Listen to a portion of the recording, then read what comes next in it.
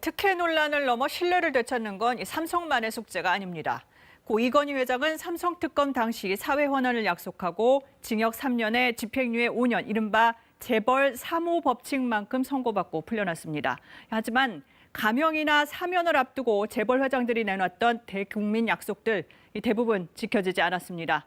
이어서 한우리 기자입니다.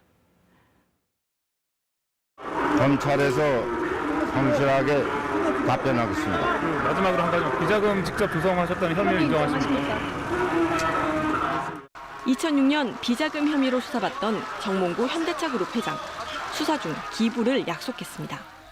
개인 보유, 글로비스 주식 전량을 조건 없이 사회에 환원하겠습니다.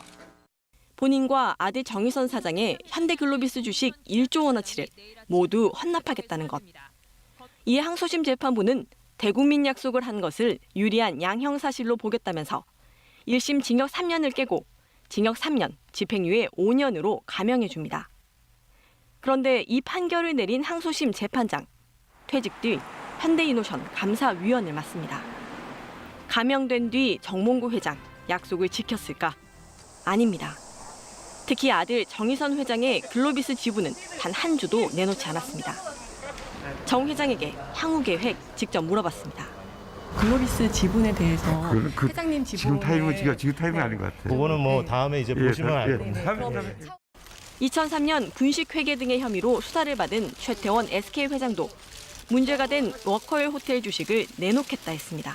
앞으로 반성의 시간을 갖게 되면 더 성숙한 인간으로 태어나서.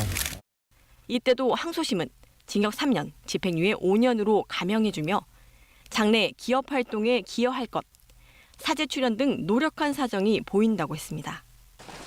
반성하겠다던 최 회장, 8년 뒤 또다시 검찰 문턱에 섰습니다.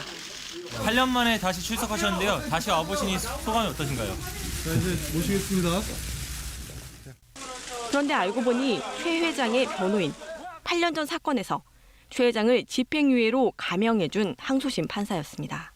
혜택을 받기 위해서 재벌들 봐주기 재판한 거 아니야? 이렇게 의심할 수밖에 없지 않겠습니까? 유전무죄, 무죄유죄 이런 비난들이 일어날 수밖에 없다고 생각이 들고요. 두 회장은 집행유예 선고가 확정된 뒤 2008년 8.15 특별 사면으로 나란히 면죄를 받았습니다. KBS 뉴스 한우리입니다.